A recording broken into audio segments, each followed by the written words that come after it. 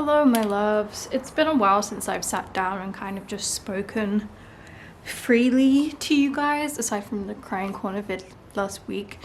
But this topic for this video is very important, not just to me, but it should be important to everyone.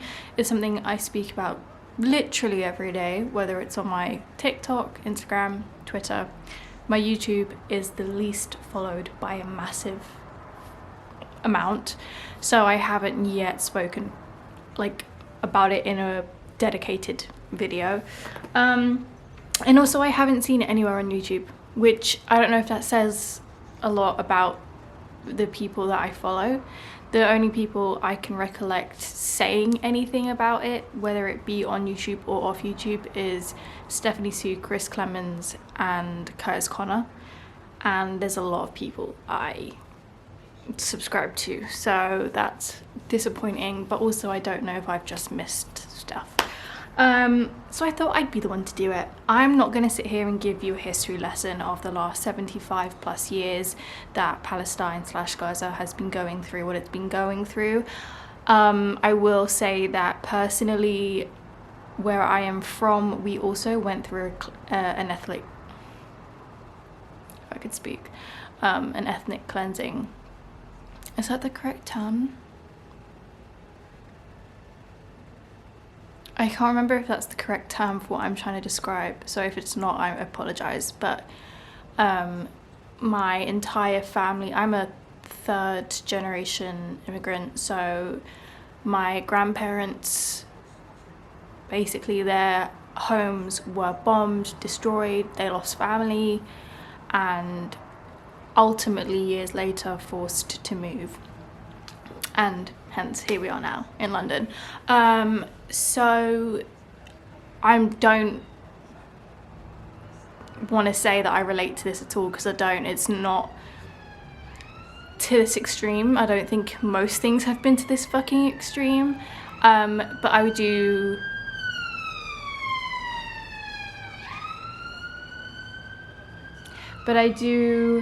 have a first person kind of understanding about the history of these happenings in these areas, as well as other areas of the world. Now, if you don't, that's fine. What you should do in that case is go and educate yourself. I'm not going to do that for you. Let's just get it straight for a hot minute. No one, and I mean absolutely no one, owes educating you. You are in charge of educating yourself. Google is free. Obviously, everyone has been seeing the block out of 2024, where we kind of get rid of influencers and celebrities that haven't spoken about it, or are only now speaking about it because they're seeing the damage that the block out is doing. Kim Kardashian lost 3 million followers.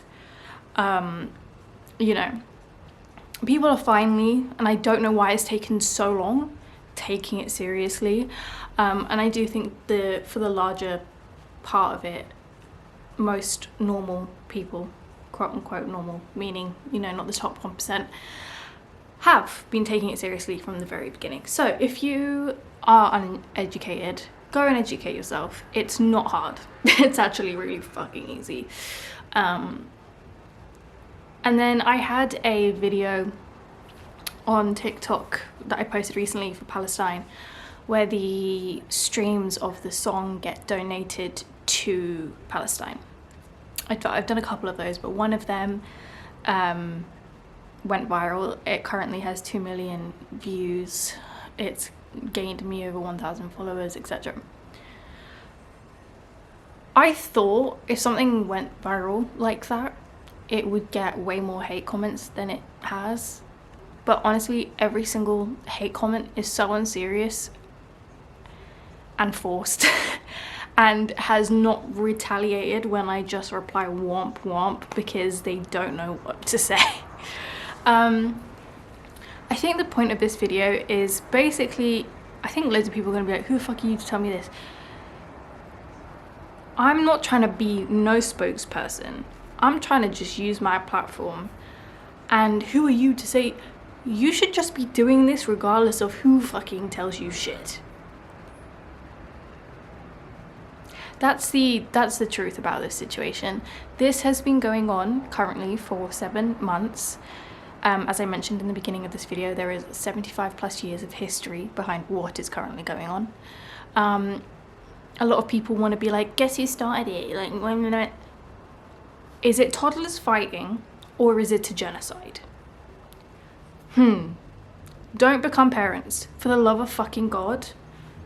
Every single one of you that has that initial fucking thought, good Lord, do not breed. Thank you. Do not breed.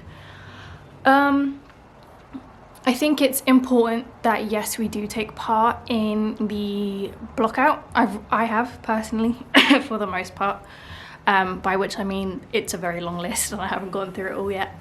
But the main people, Taylor Swift, the Kardashians, the Jenners, there's other people, Selena Gomez, you know, it's important that we show not only that we care more about a genocide than these individuals who do nothing for us, but also that we do still have control and power, and they are not the most powerful people in the world. They might have more money than us collectively, but that doesn't really mean shit if you can't stand your ground and hold your morals.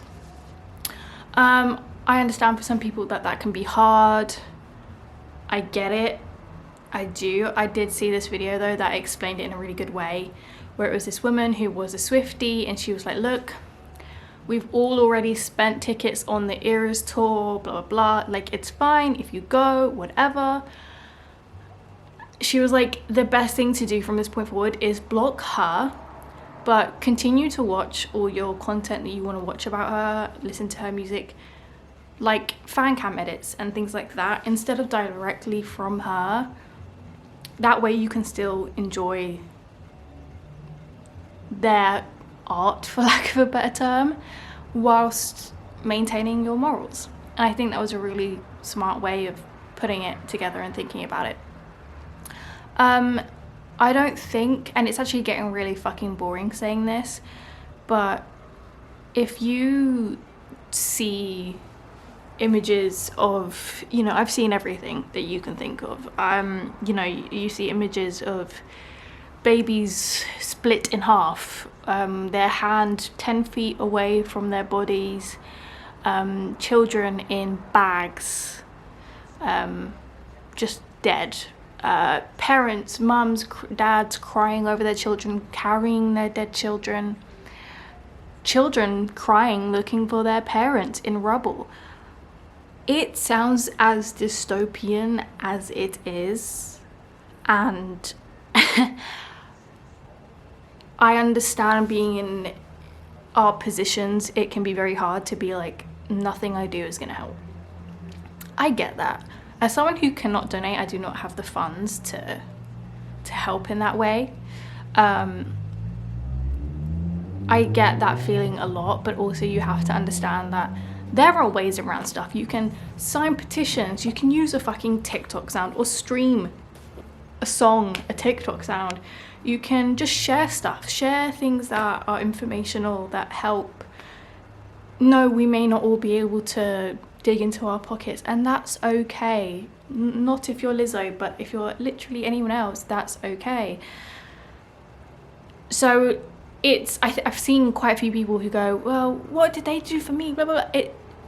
Take a step back. It's not about that. If you can't fucking look at someone who is in deep sadness, grief, destruction, and go, let me put myself to the side for a second, I'm afraid you need therapy or an electrocution. I think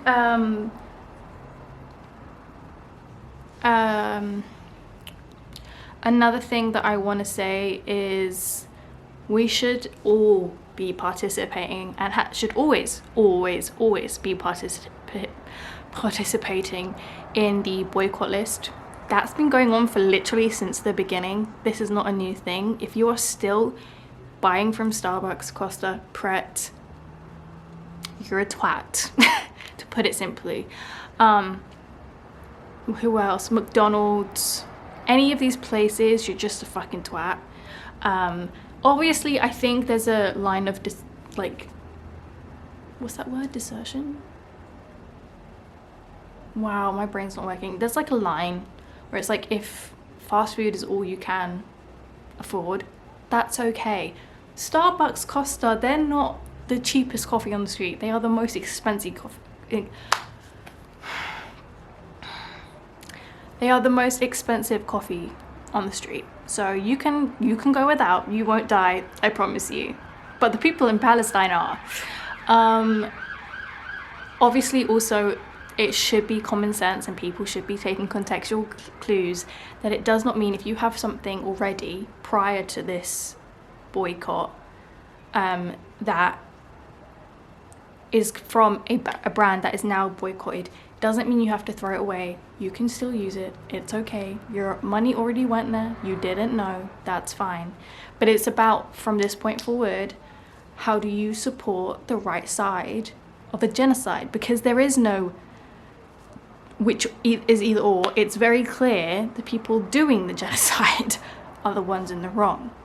I didn't make this video to educate, just putting that out there. I think I made this video purely to prove, and not to myself or others, but just make it a statement. This is where I stand, and this is where I'll always stand. And if you don't agree, then you can fuck off. And if you think that being political or speaking up about a genocide is going to destroy your career, my entire career is social media. And I have no problem doing it. It doesn't affect shit. When I first posted about Palestine, I lost 200 followers. Since then, I've gained 1,000 followers. That's on Instagram. And it's all like-minded people. My brand partnerships have not altered in any way, shape, or form. My income is just as stable as it has been since I began this career, if not more so.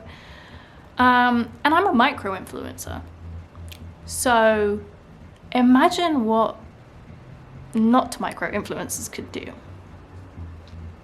Just some food for thought there. Anyways, yeah, I have no issue in saying that if you don't agree, if you don't want a free Palestine, fuck off, because I think you should fuck off. So yeah, this is just purely a statement of this is where I stand. I'm a creator who is going to use their voice. If you don't fucking like that, bye-bye. Bye-bye now. Because fuck are you following me for? Y'all should know that I'm like this already. And if you don't, boo-hoo, now I am. But yes, if you are uneducated, go educate yourself. If you are educated and you know, have the same beliefs as me, great. Love ya, stick around. Let's keep doing the right thing. If you subscribe to my, it's free, don't make any money off of it. If you subscribe to my newsletter, it comes out bi-weekly, and each time it comes out there is Palestinian links with educational information, donation links, everything's kind of there. This week coming out is going to be stuff about the blockout, so you can understand more about it. So that's a place you can get some information there. And all my writers, I love them so much. I didn't tell them to write about Palestine because our newsletter is not about that, but they all did, and I absolutely love them so much for it, and they are so great. So if you want a very pro-Palestine, helpful / kind of educational newsletter, it's not about Palestine, but it has a lot of information about Palestine on there, so you can go check that out. That will be in my Instagram bio, TikTok bio I think as well, and Twitter bio. Anyways, I love you guys. I love you if you are pro-free Palestine, and I do not want anything to do with you or associate with you in any kind of way if you are anti-Palestine or pro-Israel. It's not real. I love you guys so much, and I will see you in my next video.